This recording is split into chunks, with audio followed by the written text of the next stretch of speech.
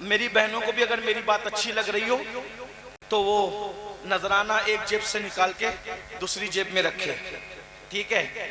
اور جتنے پیسے جمع ہو گھر جا کر اپنی ساس کے ہاتھ میں دے دے، یہ کہہ کر کہ یہ میری طرف سے نذرانہ اور سید کی طرف سے نذرانہ، ادھر مت بھیجو، اپنی ساس کو دو، اس لیے کہ ساس کو کون دیتا ہے؟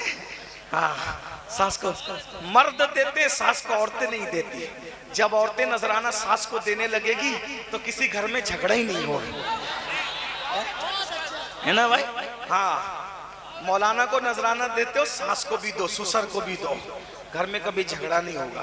اور ایک بات بتاؤں، ساس گالی دے تو گالی کے بدلے میں گالی مت دینا، گالی کے بدلے میں ان کو نذرانہ دے۔ کو اور اپنی اولاد کو جہنم کی اس آگ سے بچاؤ جس کا ایندھن انسان اور پتھر ہے۔ یہ اللہ کا کلام ہے، اور اللہ کے کلام میں جو شک کرے وہ مسلمان نہیں ہو سکتا۔ اللہ فرما رہا ہے اپنے آپ کو بھی جہنم سے بچاؤ اور اپنی اولاد کو بھی جہنم سے بچاؤ، یعنی ایسا کام مت کرو جس کام کے کرنے کے بعد تم بھی جہنم میں جاؤ اور تمہاری اولاد بھی جہنم میں جائے۔ ہم کو کہاں جانا ہے؟ انشاءاللہ جنت میں جانا ہے۔ کہاں جانا ہے؟ بولو بھئی کون کون جنت میں جانا چاہتا ہے؟ اب میں آپ کو ایک بات پوچھتا ہوں، ایک سچی بات پوچھتا ہوں۔ دو راستے ہیں، ایک راستہ دلی کی طرف جا رہا ہے اور ایک راستہ لکھنؤ کی طرف جا رہا ہے۔ آپ کتنے بھی بڑے پیر کے مرید ہیں، سمجھ لو کہ آپ ڈائریکٹ غوث پاک کے مرید ہیں، ڈائریکٹ غریب نواز کے مرید ہیں، ڈائریکٹ اعلیٰ حضرت مفتی اعظم کے مرید ہیں۔ اگر آپ نے لکھنؤ کا راستہ چوز کیا ہے، لکھنؤ کا راستہ اختیار کیا ہے، تو کیا پوری زندگی آپ کبھی دلی پہنچ سکتے ہیں؟ کیونکہ دو راستے مخالف ہیں، ایک ادھر کو جا رہا ہے، ایک ادھر کو جا رہا ہے۔ بولو آپ اگر لکھنؤ کے راستے پہ آپ چل رہے ہیں، لکھنؤ کا راستہ آپ نے اختیار کیا ہے، تو کیا کبھی آپ دلی پہنچ پائیں گے؟ بولو بھائی پہنچ پائیں گے؟ کوئی بڑے سے بڑا عالم مفتی فاضل لکھنؤ کے راستے پہ چلنے والے کو دلی پہنچا سکتا ہے؟ نہیں پہنچا سکتا، کیونکہ دونوں راستے مخالف ہیں۔ آپ پوری زندگی لکھنؤ کے راستے پہ چلتے رہیں اور آپ تلاش دلی کی کریں، زندگی ختم ہو جائے گی، آپ کبھی دلی پہنچ نہیں سکتے۔ تو پتہ چلا جو منزل پہ جانا ہوتا ہے راستہ وہی اختیار کرنا ہوتا ہے۔ اگر آپ کو جانا دلی ہے، آپ پیدل جائیں، سائیکل سے جائیں، ٹو ویلر سے جائیں، فور ویلر سے جائیں، کیسے بھی جائیں، راستہ آپ کو چننا وہ پڑے گا جو آپ کی منزل کی طرف جاتا ہے۔ اگر آپ نے منزل والا راستہ نہیں چنا تو دنیا کی بڑی سے بڑی طاقت بھی آپ کو منزل پر نہیں پہنچا سکتی۔ دلی جانے کے لیے دلی کا راستہ پکڑنا پڑے گا، لکھنؤ جانے کے لیے لکھنؤ کا راستہ پکڑنا پڑے گا۔ اسی طرح اللہ رب العزت نے بھی جنت اور جہنم یہ دو منزلیں بنائی ہے، کچھ لوگ جہنم کے اندر جائیں گے، کچھ لوگ جنت کے اندر جائیں گے۔ اب اگر آپ کو جانا ہے جنت کے اندر تو آپ کو راستہ جنت کا اختیار کرنا پڑے گا۔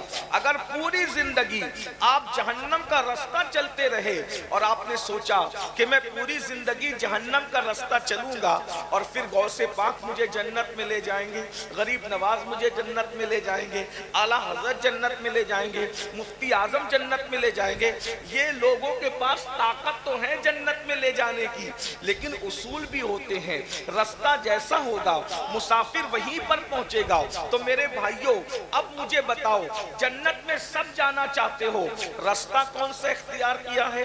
کون سے راستے پہ چل رہے ہو؟ اب میں آپ کے سامنے بتاؤں جنت کا راستہ کیا ہے۔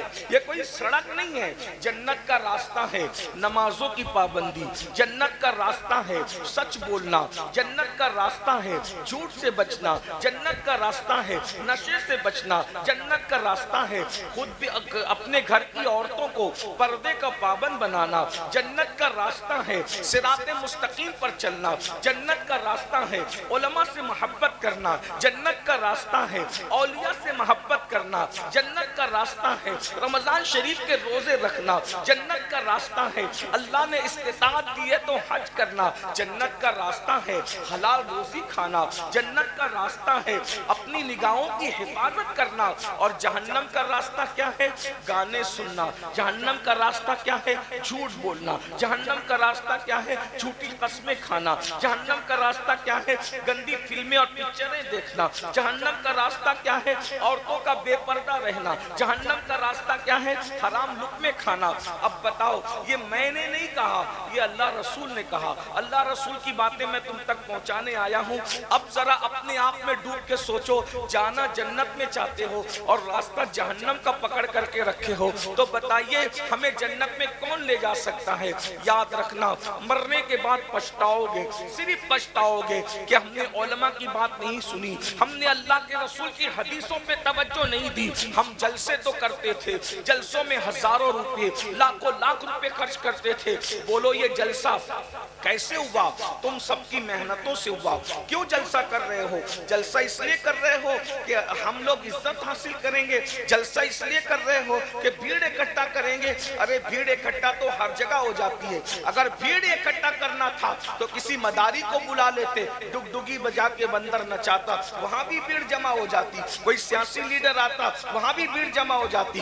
ہم نے بھیڑ جمع کرنے کے لیے جلسہ نہیں کیا ہے، ہم نے اپنے آپ کے احتساب کے لیے جلسہ کیا ہے، ہم نے اپنے آپ کو نیک بنانے کے لیے جلسہ کیا ہے، ہم نے اپنی آخرت کو سنوارنے کے لیے جلسہ کیا ہے، ہم نے اللہ کو اور اس کے رسول کو راضی کرنے کے لیے جلسہ کیا ہے۔ بتاؤ جب اس لیے جلسہ کیا ہے تو پھر جہنم کے راستے پر کیوں چل رہے ہو؟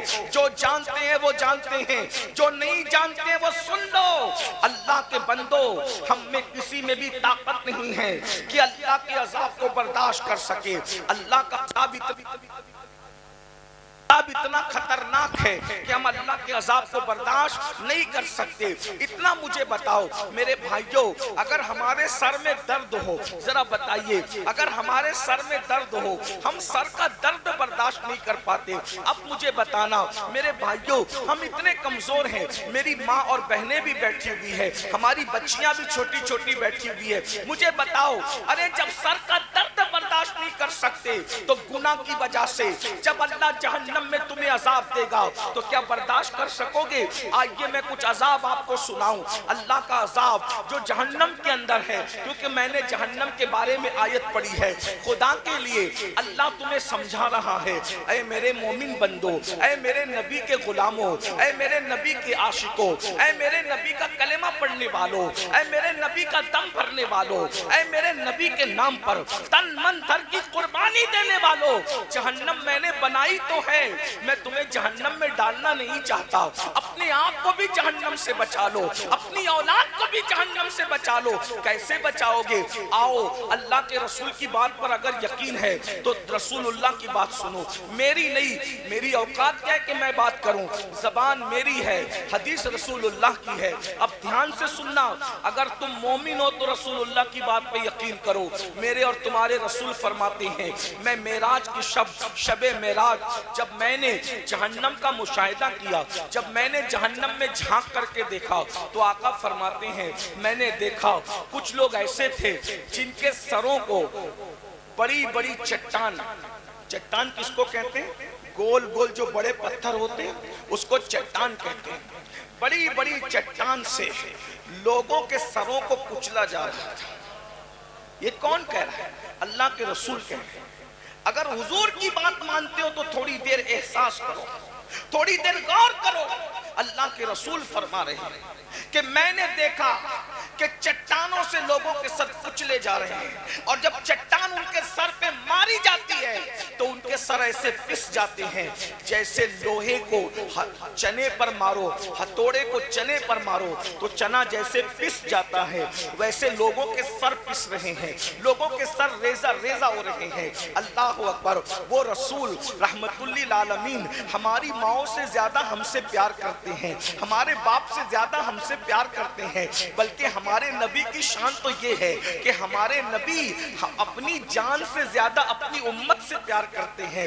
میرے آقا نے جب دیکھا کہ میری امت کے سر بڑی بڑی چٹانوں سے، بڑے بڑے ہتھوڑوں سے کچلے جا رہے ہیں، اور ایسا ان پہ جب چٹان پڑتی ہے، ہتھوڑے پڑتے ہیں تو ان کے سر ریزہ ریزہ ہو جاتے ہیں، ان کے سر پس جاتے ہیں، تو میرے سرکار نے پوچھا اے جبریل یہ کون لوگ ہیں جن کے سر کچلے جا رہے ہیں، جن کے سر کچلے جا رہے ہیں؟ تو جبریل امین نے عرض کیا یا رسول اللہ یہ آپ کی امت کے وہ لوگ ہیں جو دنیا میں نماز نہیں پڑھتے تھے، نماز نہ پڑھنے کی وجہ سے ان کے سر کچلے جا رہے ہیں۔ یہ کس نے کہا؟ رسول اللہ نے کہا۔ بولو جب نبی کی بات پہ یقین ہے، ہم تو کہتے ہیں نا تمہارے منہ سے جو نکلی وہ بات ہو کے رہی، تمہارے منہ سے جو نکلی وہ بات ہو کے رہی۔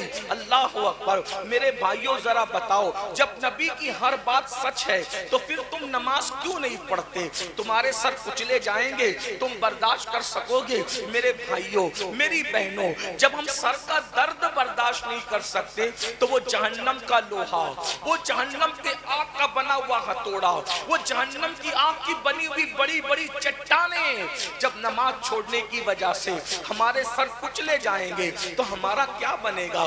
اس وقت تو پچھتاؤ گے کاش مولوی صاحب کی بات سن کر، ان کی تقریر سن کر میں نے 10 منٹ کا ٹائم نکال لیا ہوتا۔ ایک وقت کی نماز کے لیے صرف 10 منٹ کا ٹائم لگتا ہے، لیکن نماز نہیں پڑھتے نا، اللہ کے بندوں نماز نہیں پڑھتے نا، تو یاد رکھو ایسی چٹانوں سے کچلے جاؤ گے۔ اب آئیے دوسری بات سنیے، میں تو چونکہ ٹائم کم ہے اس لیے میں جلدی جلدی پڑھ رہا ہوں۔ ایک حدیث اور سن لو، اس کو علامہ عثمان ابن حسن اپنی کتاب میں لکھتے ہیں۔ اللہ اللہ، اب ذرا دوسری بات سنو، اللہ کے رسول صلی اللہ علیہ وآلہ وسلم کے غلاموں لرز جاؤ، زندگی کو بدل لو، زندگی میں انقلاب پیدا کر لو، ورنہ ایک دن مرنا ہے۔ بہت دن تک ہم اس دنیا میں نہیں رہیں گے، ہم سے پہلے ہمارے باپ دادا، ان سے پہلے ان کے باپ دادا، ان سے پہلے ان کے باپ دادا، بولو وہ دنیا سے گئے کہ نہیں گئے؟ ہمیں بھی جانا ہے۔ جگہ جی لگانے کی دنیا نہیں ہے، یہ عبرت کی جا ہے، تماشا نہیں ہے۔ قرآن کہتا ہے اینما تکونوا یدرککم الموت ولو کنتم فی بروج مشیدہ، اگر تم مضبوط قلعوں میں جا کر چھپ جاؤ گے تو بھی وہاں تمہیں موت آ کر کے رہے گی۔ میرے بھائیوں سنو سنو، اللہ کے رسول کا دور ہے، مصطفیٰ جان رحمت کا دور ہے، میرے آقا کا ظاہری دور ہے۔ ویسے تو ہر دور حضور ہی کا ہے، ہر زمانہ حضور ہی کا ہے۔ اللہ کے رسول صلی اللہ علیہ وآلہ وسلم کا زمانہ ظاہری ہے۔ حضور علیہ السلام کے ظاہری دور کے اندر، اللہ کے حبیب علیہ السلام کے ظاہری دور کے اندر صحابہ کرام حضور کو چاروں طرف سے گھیر کر بیٹھے ہوئے ہیں۔ ذرا توجہ کرو، تصور کرو، بہت قیمتی بات ہو رہی ہے۔ اللہ اکبر، حضور کی بات ہو رہی ہے، میرے اور تمہارے آقا کی بات ہو رہی ہے۔ سوچو حضور کی محفل میں کیسا مزہ آ رہا ہوگا۔ میرے سرکار بیٹھے ہیں، چاروں طرف سے صحابہ حضور کو گھیر کے بیٹھے ہیں۔ اللہ اکبر، ارے نبی کا ذکر کرو تو محفل میں اتنا سکون ملتا ہے، جب نبی خود جلوگر ہوتے ہوں گے تو محفل میں کیسا مزہ آتا ہوگا۔ آسمان کے ستارے بھی زمین مدینہ کو، آسمان کے ستارے بھی زمین مدینہ کو رشک کی نظر سے دیکھتے ہوں گے کہ ہم میں چاند اور سورج تو ہے، مگر مدینے کی زمین کتنی خوبصورت ہے کہ اس میں آفتاب نبوت جلوہ گر ہے، مہتاب رسالت جلوہ گر ہے، اور صدیق فاروق عثمان و علی جیسے ستارے آمینہ کے چاند کو گھیرے ہوئے ہیں۔ اللہ اکبر، کہاں آسمان کا چاند اس کی اوقات اور کہاں آمینہ کا چاند۔ آپ کو بتاؤں دونوں چاند میں کیا فرق ہے؟ اللہ اکبر، ایک مرتبہ ام المومنین سیدہ عائشہ صدیقہ نے آسمان کے چاند کو کہا تھا، او آسمان آسمان کے چاند تیری اوقات تو یہ ہے کہ تو صرف رات کو چمکتا ہے، دن کو نہیں چمکتا. سورج کی روشنی میں تو نہیں چمک سکتا، لیکن میرا چاند دیکھ، یہ دن کو بھی چمکتا ہے، رات کو بھی چمکتا ہے. نعرہ تکبیر، نعرہ رسالت، عصمت مصطفیٰ، شان مصطفیٰ، حضرت علامہ سید امین القادری صاحب قبلہ. حضور کا چہرہ ایسا چمکتا تھا کہ اندھیری رات میں بھی لوگ حضور کے چہرے کی روشنی میں راستہ طے کر لیا کرتے ہیں. میرے امام کہتے ہیں لَقَ بَدْرٌ فِي الْوَجْهِ الْأَجْمَلِ، لَقَ بَدْرٌ فِي الْوَجْهِ الْأَجْمَلِ، خط حال ماں زلف عبر اجل، تورے چندن چندرو پرو کنڈل، رحمت کی بھرن برسا جانا. کیا بات ہے، زندہ باد زندہ باد. کتنے خوبصورت سبحان ہمارے اللہ. حسین. میں تو یہی اپنے نصیبے پہ ناز کرتا ہوں کہ ہر مذہب کے آدمی کو چیلنج ہے، تیرے مذہب کا قائد لا، اور اپنے نبی کو ہم بتاتے ہیں ارے ہمارے نبی جیسا خوبصورت کسی کے پاس نہ قائد تھا، نہ ہے، نہ ہوش. زندہ باد. نعرہ تکبیر، نعرہ رسالت، تاجدار مدینہ کانفرنس. جس کا قائد اتنا خوبصورت ہو اس کا مذہب کتنا خوبصورت ہو. کتنا خوبصورت مذہب ہوگا. کہنے ہیں سید اپنے صاحب، مذہب ماشاء پہ اللہ. توجہ کرو، اپنے مذہب پہ توجہ کرو. سبحان کتنا اللہ. خوبصورت. اگر مذہب کی بات ہے تو سب نبی اسلام لے کر آئے، مگر یہ بھی کہوں ہر امت کو چیلنج ہے کہ ہمارا نبی جتنا خوبصورت ہے، تم سب کے نبی خوبصورت تھے، وہ ہمارے ہی نبی ہے. ہم ایمان سب پر لائے، لیکن جس کا ہم کلمہ پڑھتے ہیں اس جیسے خوبصورت تو حضرت موسیٰ بھی خوبصورت ہے، مگر ہمارے نبی کی طرح خوبصورت نہیں ہے. حضرت یوسف بھی خوبصورت ہے مگر ہمارے نبی کی طرح نہیں ہے. کیا فرق ہے حسن مصطفیٰ میں اور حسن یوسف میں؟ اللہ اکبر. حسن یوسف دیکھ کر عورتیں عاشق ہو گئی اور حسن مصطفیٰ تو اللہ کو بھی بھا گیا. زندہ باد، زندہ باد. حسن یوسف پر عورتوں کی انگلیاں ٹکڑے ٹکڑے ہو گئی. توجہ. حسن یوسف پر عورتوں کی انگلیاں ٹکڑے ہو گئی اور میرے نبی کی ایک انگلی کو دیکھ کر چاند ٹکڑے ہو گئے. زندہ باد، زندہ باد. دیکھو اپنے نبی کی شان ماشاء اللہ. اپنے اس لیے سبحان اللہ. اگر نبی کے ساتھ جنت میں رہنا ہے تو گناہ چھوڑ. بے شک. واہ. نبی کے ساتھ رہنا ہے کیا کرو؟ گناہ چھوڑ.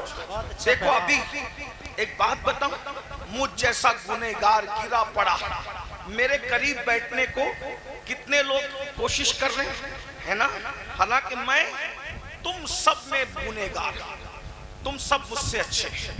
اللہ کے بندوں میں سب سے گنہگار اگر کوئی بندہ ہے تو اس کو امین القادری کہتے ہیں. سب سے زیادہ مجرم، گنہگار، گرا پڑا، سیاکار. لیکن کیا نسبت ہے مجھے؟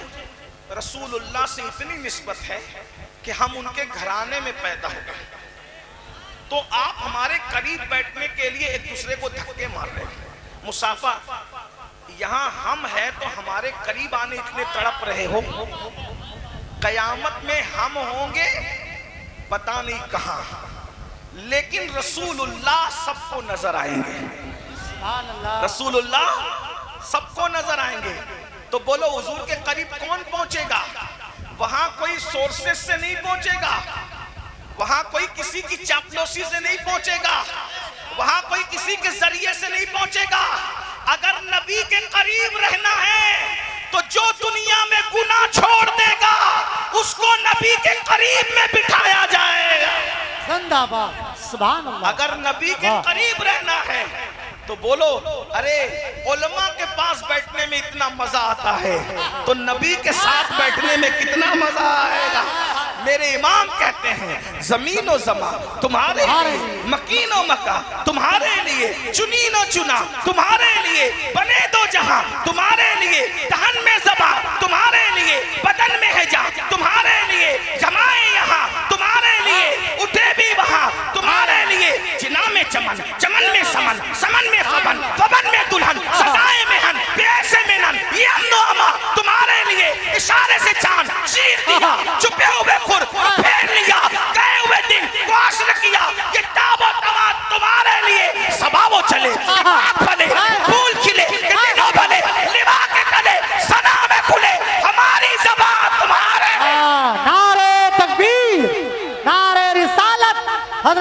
علامہ پیر سید امین القادری صاحب قبلہ، عشق محبت عشق محبت۔ اگر آج میرے نبی سے وفاداری کرو گے، اگر آج میرے نبی سے وفاداری کرو گے تو نبی کے جھنڈے کے نیچے قیامت کے دن رہو گے اور اتنے قریب سے حضور کو دیکھو گے۔ آج بن دیکھے ان پہ درود پڑھتے ہو، قیامت میں ان کا چہرہ دیکھتے جاؤ گے، درود پڑھتے جاؤ۔ زندہ باد سبحان اگر کیا تم بات۔ نے جوانی میں گناہ چھوڑ دیا، اگر تم نے جوانی میں گناہ چھوڑ دیا تو رسول اللہ کا وعدہ ہے جو جوانی میں گناہ چھوڑ دے میں اس کا ہاتھ پکڑ کر اپنے ساتھ جنت میں لے جاؤں گا۔ بولو حضور ہاتھ پکڑ کے جنت میں لے جائیں گے تو کیسا مزہ آئے گا۔ تو اب بات چل رہی تھی کیا، سنیے میں بات مختصر، اذان کا ٹائم قریب ہو رہا ہے، توجہ فرمائیں۔ حضور کی محفل سجی ہے، حضور کی، بولو بے حضور کی، آپ اٹھ کے ادھر نہیں آئے، ابھی ادھر ہی بیٹھے۔ بات سنو، بات سنو، نذرانہ دینے سے زیادہ قیمتی ہے کہ آپ میری تقریر سنو، اور اگر میری بات اچھی لگے تو ایک طریقہ بتاؤں نذرانہ دینے کا، بتاؤں؟ بتاتا ہوں، سب جگہ بتاتا ہوں، یہاں بھی بتاتا ہوں۔ میری بات اچھی لگے اٹھ کے نہیں آنا، ایک جیب سے پیسہ نکالنا اور دوسری جیب میں ڈال دینا۔ کیا کرنا؟ ایک جیب سے پیسہ نکال کے دوسری جیب میں، اب پیسہ جمع کرنا۔ جب محفل ختم ہو تو مغرب کی نماز جس امام کے پیچھے جا کے پڑھنا یا عشاء کی نماز، تو اس امام صاحب کو کہنا یہ میری طرف سے بھی اور سید کی طرف سے آپ کو نذرانہ قبول فرمائے، ٹھیک ہے؟ ایسا کرو گے، وہیں بیٹھو، ادھر ہی بیٹھو، میں نذرانہ لینے سے انکار نہیں کر رہا ہوں، مجھے ہی دو، مگر میرے اماموں کو دو گے تو سمجھ لو کہ آپ نے مجھے دے دیا، ٹھیک ہے؟ ٹھیک ہے انشاءاللہ۔ اب آپ وہیں بیٹھیں گے، غور سے سننا میری بات، بات قیمتی ہے۔ حضور کی محفل سجی ہے، اللہ کے رسول کی محفل سجی ہے، سب بیٹھ کر اچھی پیار کی باتیں ہو رہی ہے، سب کو مزہ آ رہا ہے، سب کو اچھا لگ رہا ہے۔ ایسے میں ایک نوجوان روتے ہوئے اللہ کے رسول کے پاس آتا ہے۔ میری بہنوں کو بھی اگر میری بات اچھی لگ رہی ہو تو وہ نذرانہ ایک جیب سے نکال کے دوسری جیب میں رکھے، ٹھیک ہے؟ اور جتنے پیسے جمع ہو گھر جا کر اپنی ساس کے ہاتھ میں دے دے، یہ کہہ کر کہ یہ میری طرف سے نذرانہ اور سید کی طرف سے نذرانہ، ادھر مت بھیجو، اپنی ساس کو دو، اس لیے کہ ساس کو کون دیتا ہے؟ ہاں ساس کو مرد دیتے، ساس کو عورتیں نہیں دیتی۔ جب عورتیں نذرانہ ساس کو دینے لگے گی تو کسی گھر میں جھگڑا ہی نہیں ہوگا، ہے نا بھائی؟ ہاں، مولانا کو نذرانہ دیتے ہو، ساس کو بھی دو، سسر کو بھی دو، گھر میں کبھی جھگڑا نہیں ہوگا۔ اور ایک بات بتاؤں، ساس گالی دے تو گالی کے بدلے میں گالی مت دینا، گالی کے بدلے میں ان کو نذرانہ دینا، ناشتہ دینا، پیار دینا۔ دیکھو جب نفرتوں کی اور محبتوں کی جنگ ہوتی ہے تو نفرتیں ہار جاتی ہے، محبتیں جیت جاتی ہیں۔ طاقت سے جو مہم سر نہیں ہوتی وہ محبتوں سے سر ہوتی ہے۔ ہاں بات میں ختم کرنے لگا ہوں کیونکہ اذان کا وقت قریب ہے، دو بات پڑھوں گا، بات ختم کر دوں گا، دھیان سے سنو۔ کیا عرض کر رہا تھا، حضور کی محفل سجی ہے، ایک جوان روتے ہوئے آیا اور روتے روتے آتا ہے۔ حضور کی عادت تھی، حضور جس کو بھی روتے ہوئے دیکھتے تھے اللہ کے رسول علیہ السلام کو رونا پسند نہیں تھا، آقا علیہ السلام کو رونا پسند نہیں تھا، یعنی پسند سے مراد یہ کہ حضور علیہ السلام کسی کا رونا دیکھ نہیں سکتے تھے، حضور علیہ السلام رونا دیکھ کر بے چین ہو جاتے تھے۔ اللہ کے رسول صلی اللہ علیہ وآلہ وسلم نے اس جوان کو روتے ہوئے دیکھا اور فرمایا اے جوان تو کیوں رو رہا ہے، تیرے رونے کی وجہ کیا ہے؟ تو وہ جوان عرض کرتا ہے یا رسول اللہ رونے کی وجہ یہ ہے کہ میرے ابا کا انتقال ہو گیا، میں کوئی میسج نہیں دیکھ رہا ہوں، میں کتاب کا حوالہ دیکھ رہا ہوں، مجھے پڑھنا ہے، میں اسٹیج پہ آتے ہوئے موبائل بند کر کے آتا ہوں، میں ممبر پہ کبھی موبائل نہیں چلاتا، تو مجھے کتاب دیکھنی ہے، اس لیے میں آپ کے سامنے یہ بات موبائل دیکھ رہا ہوں، ورنہ حضور کی حدیث پڑھتے ہوئے توجہ حضور کی طرف ہونا چاہیے، موبائل کی طرف نہیں۔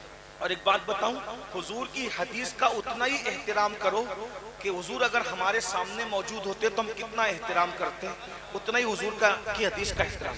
یہ جو بھائی لوگ موبائل لے کے بیٹھے ہیں نا، ان سے مجھے کوئی شکایت نہیں، لیکن ان کو حضور کی حدیث کی اہمیت نہیں معلوم ہے۔ جس دن ان کو حضور کی حدیث کی اہمیت پتہ چلے گی، یہ تقریر تو ریکارڈ ہو ہی رہی ہے، بعد میں چاہیے تو ریکارڈنگ آپ کو مل جائے گی۔ آپ کیوں ریکارڈ کرتے ہیں؟ جتنی دیر تک آپ تقریر ریکارڈ کرتے ہیں نا تو آپ کی توجہ موبائل کی طرف ہوتی ہے، تقریر کی طرف نہیں ہوتی، اور آپ کی توجہ کہاں ہونی چاہیے؟ تقریر کی طرف، کیونکہ بیان کیا جا رہا ہے؟ حدیث بیان کی جا رہی ہے۔ غور سے سننا، اب میں کتاب مجھے مل گئی، اب حدیث سنو، روایت سنو، غور کیجئے کہ اللہ کے رسول علیہ السلام کی عادت تھی کہ حضور علیہ السلام کسی کی آنکھ میں آنسو نہیں دیکھ سکتے تھے، تو سرکار نے فرمایا اے جوان تو کیوں رو رہا ہے، تیرے رونے کی وجہ کیا ہے؟ تو اس جوان نے عرض کیا یا رسول اللہ میرے ابا کا انتقال ہو گیا، میرے ابا مر گئے اور میں دیہات میں رہتا ہوں، چھوٹے سے گاؤں میں رہتا ہوں، اسی لیے میں رو رہا ہوں۔ یا رسول اللہ میرے باپ کا انتقال ہو گیا، ہمارے گاؤں میں نہ کوئی نہلانے والا ہے، یعنی غسل دینے والا میت کو کوئی نہیں ہے، نہلانے والا کوئی نہیں ہے، کفن پہنانے والا کوئی نہیں ہے، نماز جنازہ پڑھانے والا کوئی نہیں ہے، تو میں کیا کروں؟ اب یہی اسی لیے رو رہا ہوں۔ میرے آقا نے کرم فرمایا، اور کرم فرمانے کے بعد میرے سرکار نے فرمایا دیکھ میں تیرے ابا کو نہلانے کے لیے، کفن پہنانے کے لیے، جنازہ پڑھنے کے لیے بڑی ہستیوں کو بھیج رہا ہوں۔ سرکار نے سیدنا ابو بکر صدیق کو فرمایا، سیدنا فاروق اعظم کو فرمایا تم دونوں جاؤ، اس کے ساتھ جاؤ، اس کی گاؤں میں جاؤ، اور اس کی گاؤں میں جا کر اس کے ابا کو نہلاؤ، اس کے ابا کو نہلا کر کفن پہناؤ، کفن پہنا کر جنازہ پڑھو، اور جنازہ پڑھ کے دفن کرو۔ سیدنا صدیق اکبر فاروق اعظم اس گاؤں میں گئے۔ اب غور سے سننا، دھیان سے سننا، بہت توجہ سے، تمہارے فائدے کی میرے فائدے کی بات ہے، سرکار کے حدیث پاک ہے۔ آقا علیہ السلام نے جب دونوں کو حکم دیا تو حضور کے دونوں یار ان کے گاؤں میں گئے، جیسے ہی گئے نہلانے کے لیے تو دیکھا میت پر چادر رکھی ہوئی ہے، تو انہوں نے جیسے چادر ہٹایا تو کیا دیکھا کہ میت کا منہ، میت کا چہرہ کالے سور کی طرح تھا، کالے خنزیر کی طرح تھا۔ اس کا منہ کیسے ہو گیا؟ کالے سور، سور جانتے ہو نا، سور پتہ ہے نا، سور کا نام آنے سے تمہیں چڑ آتی ہے نا، اللہ اکبر، سور کے نام سے بھی تمہیں نفرت ہے نا۔ اس میت کا چہرہ کالے سور کی طرح، کالے خنزیر کی طرح، ایک تو خنزیر ایک تو سور، اور وہ بھی کون سا؟ کالا۔ کالا سور کتنا ڈراؤنا لگتا ہے، اندھیرے میں دیکھو تو ڈر لگتا ہے، اجالے میں بھی دیکھو تو اس کو ڈر لگتا ہے۔ اللہ کی پناہ، اللہ کی پناہ، بولو اللہ کی پناہ، اللہ کی پناہ مانگو، اللہ اکبر۔ صحابہ کرام سیدنا صدیق، سیدنا فاروق دونوں رو پڑے، اور روتے روتے بے حال ہو گئے۔ ایک قاصد کو آقا کی بارگاہ میں بھیجا، یا رسول اللہ اس کا چہرہ تو کالے سور کی طرح ہو گیا، کالے خنزیر کی طرح ہو گیا، اس کو کیسے نہلائیں گے، کیسے کفن پہنائیں گے، اس کا جنازہ کیسے پڑھیں گے؟ یا رسول اللہ آپ ہماری رہنمائی کریں۔ میرے آقا نے جب یہ سنا تو اللہ کے رسول خود بھی اٹھ کر کے اس دیہات میں آئے۔ جب اس دیہات میں تشریف لائے تو جیسے ہی اس کے چہرے سے کپڑا ہٹایا تو کیا دیکھا کہ اس کا منہ کالے سور کی طرح تھا، کالے خنزیر کی طرح تھا۔ حضور بہت روئے، اور روتے روتے اللہ سے کہا اے اللہ اس کا چہرہ درست کر دے، اس کا چہرہ ٹھیک ٹھاک کر دے۔ اللہ نے حضور کی دعا سے اس کا چہرہ صحیح کر دیا، ٹھیک ٹھاک کر دیا۔ جلدی جلدی صحابہ نے اس کو غسل دیا، اس کی نماز پڑھی، اس کو کفن پہنا کے نماز پڑھی، اور نماز جنازہ کے بعد کسی نے چپکے سے کہا ارے ارے اس کا چہرہ تو کالے سور کی طرح ہو گیا تھا، حضور کی دعا سے ٹھیک ہوا، اب ذرا نماز جنازہ کے بعد چیک تو کر لو، ذرا دیکھ تو لو کہ ابھی اچھا ہے یا پھر ویسے ہی بدل گیا۔ جب نماز جنازہ کے بعد اس کے منہ سے کفن ہٹایا تو کیا دیکھا کہ اب بھی اس کا چہرہ کالے سور کی طرح تھا، کالے خنزیر کی طرح تھا۔ اللہ اکبر۔ صحابہ کرام نے پوچھا یا رسول اللہ اس کا چہرہ بار بار سور کی طرح کیوں ہو جاتا ہے، خنزیر کی طرح کیوں ہو جاتا ہے، وہ بھی کالے سور کی طرح، اس کا چہرہ جنازے میں بدل کیوں جاتا ہے؟ تو میرے آقا نے خود کچھ کہنے کی بجائے اس کے بیٹے کو بلایا اور بلا کر کے پوچھا اے جوان تو سچ بتا کہ تیرا باپ کرتا کیا تھا؟ میرا اللہ کسی پہ ظلم نہیں کرتا، میرا اللہ تو پردے ڈالتا ہے، میرا اللہ یوں کسی کو ذلیل نہیں کرتا، یہ بتا کہ تیرا باپ کرتا کیا تھا؟ اس جوان نے کہا یا رسول اللہ میرا باپ کوئی گناہ نہیں کرتا تھا، جب وہ اپنی قبر سے اٹھے گا تو اس کا پورا جسم انسان کی طرح ہوگا، مگر اس کا چہرہ کالے سور کی طرح ہوگا، کالے خنزیر کی طرح ہوگا۔ اے نماز نہ پڑھنے والے میرے بھائیوں، تمہارے رسول کے قول پر تم کو یقین نہیں ہے، اور اگر یقین ہے تو ذرا سوچو جب قیامت کے دن نماز نہ پڑھنے کی وجہ سے تمہارے چہرے سور کی طرح ہو جائیں گے۔ اے فجر کی نماز بستروں میں ترک کرنے والوں، اے ظہر کی نماز کاروبار میں ختم کرنے والوں، اے عصر کی نماز ترک کرنے والوں، تمہیں اپنے آپ پہ رحم نہیں آتا، تم اپنے آپ پہ رحم نہیں کرتے۔ ارے چہرے پر اگر سفید داغ ہو جائیں تو آدمی شادیوں میں جانا بند کر دیتا ہے، آدمی جلسوں میں جانا بند کر دیتا ہے۔ سفید داغ ہو جائے تو یہ ارے سفید داغ لے کے آدمی شادیوں میں نہیں جاتا. اللہ نہ کرے اگر سور کی طرح منہ. کون کر رہا ہے یہ؟ کوئی جلسے کے مولوی صاحب 14ویں صدی کے نہیں کہہ رہے, یہ رسول اللہ کی زبان کہہ رہی ہے, حضور کی زبان, حضور کی زبان کہہ رہی ہے. بولو اگر چہرے پہ پھنسی نکل آئے تو تم کسی محفل میں جانے میں شرماتے ہو نا. میں نے ایک عالم کو دیکھا, میں رو پڑا, بہت نیک عالم. ابھی کچھ دن پہلے ایک بہت نیک عالم کو دیکھ کے میں جلسے میں رو رہا تھا. ان کے ہاتھ پہ سفید داغ تھا, تو جب وہ تقریر کر رہے تھے تو تقریر کرتے کرتے جب وہ ہاتھ اٹھاتے تھے تو اپنے ہاتھ کو رومال میں چھپا لیتے.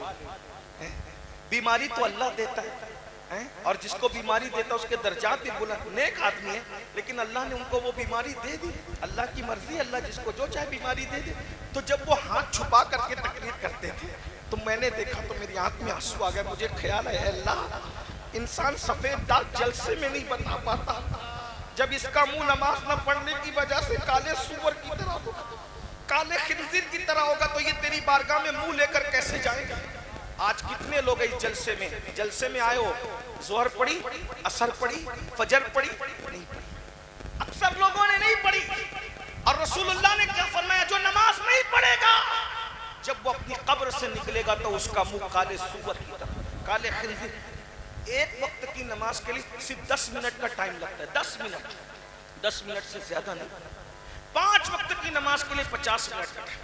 اگر مجھے لوگوں کی بوریت کا احساس نہ ہوتا تو نماز کی اہمیت کے تحت میں کسی عنوان پہ تقریر ہی نہیں کرتا, میں پوری زندگی صرف نماز پہ تقریر کرتا. کیونکہ مجھے معلوم ہے جو نماز پڑھے گا اس کی دنیا بھی سنور گئی, آخرت بھی سنور. اپنی قوم کو اگر میں صرف نمازی بنانے میں کامیاب ہو جاؤں تو یہ میرے لیے بھی نجات ہے, ان کے لیے بھی نجات ہے. کیونکہ نماز سے بڑی چیز کامیابی کے لیے کوئی ہے ہی نہیں, اس لیے اپنے بچوں کو نمازی بناؤ. دوسری چیز, جہنم کے اندر سب سے زیادہ عذاب کس کو ہوگا؟ 3 لوگوں کو ہوگا, 3 لوگوں کو. نمبر 1 بے نمازی کو. اب دوسرا سنو, بات ختم, اس سے دھیان سے سننا. آپ ہمیشہ مقرر بلاتے ہیں, آج آپ نے مقرر نہیں بلایا, آج آپ نے فقیر بلایا. فقیر, یہ فقیر کے دل کا درد سن. تقریر نہیں, درد ہے دل کا فقیر کا. قادری فقیر, غوث پاک کے فقیر کے دل کا درد ہے, سن لو. سب سے زیادہ عذاب بے نمازی کو. دوسرے نمبر پہ سب سے زیادہ عذاب کس کو؟ جو دنیا میں نشہ کرے گا اس کو. نشہ کرنے والے. آج میری قوم میں نشہ عام ہو گیا. شراب کا نشہ, ڈرگ کا نشہ, بھنگ کا نشہ, چرس کا نشہ, انجیکشن کا نشہ, ہیروائن کا نشہ. نشہ کرنے والوں کا انجام ایک حدیث میں سن لو بس, پھر بات ختم. توجہ, قیامت کے دن جن لوگوں نے دنیا میں نشہ کیا ہوگا, نشہ, قیامت کے دن جب وہ اپنی قبروں سے اٹھیں گے تو اللہ کے رسول فرماتے ہیں جس نے ایک بار بھی دنیا میں نشہ کیا, ایک بار, صرف ایک بار, اور توبہ نہیں کیا, توبہ کے بغیر مر گیا, تو آقا فرماتے ہیں جب وہ اپنی قبر سے اٹھے گا یا تو اس کا چہرہ سور کی طرح ہوگا یا تو اس کا چہرہ بندر کی طرح ہوگا. وہ سور یا بندر کی شکل لے کے اٹھے گا جس نے ایک بار نشہ کیا.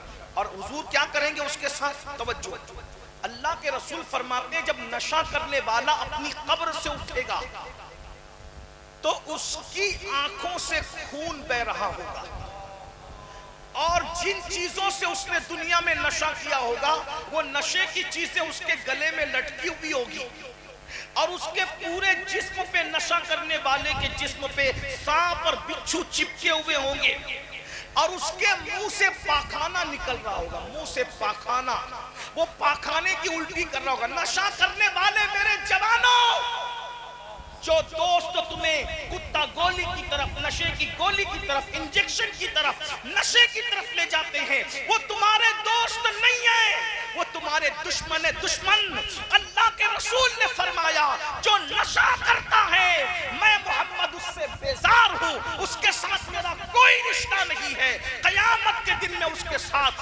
بیزار ہوں. اور آقا فرماتے ہیں نشہ کرنے والا جب نشہ کر کے مرے گا اللہ اس کو جہنم میں ڈالے گا, تو وہ مجھے پکار کر کہے گا یا رسول رسول اللہ مجھے بچا لو، یا رسول اللہ مجھے بچا لو، تو میں کہوں گا تو میری شفاعت کے قابل نہیں ہے۔